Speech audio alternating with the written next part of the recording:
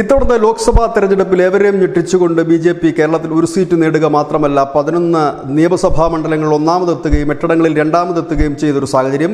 CPM-ന്റെ ഉറച്ച കോട്ടകളിൽ നിന്നുപോലും പാർട്ടി ഗ്രാമങ്ങളിൽ നിന്നുപോലും വലിയ രീതിയിൽ ബി.ജെ.പിക്ക് വോട്ട് ലഭിക്കുവാൻ ഇടയായ സാഹചര്യം. ഇതെല്ലാം മുൻകൂട്ടി കണ്ടുകൊണ്ട് ഇതിനെല്ലാം അവലോകനം ചെയ്തതിനു ശേഷം ബൂത്ത് അടിസ്ഥാനത്തിൽ ഇഴകീറി പരിശോധിച്ചതിന് ശേഷം ഇപ്പോൾ P.K. കൃഷ്ണദാസിന്റെ നേതൃത്വത്തിൽ ഒരു കമ്മിറ്റി രൂപീകരിച്ചിരിക്കുന്നു.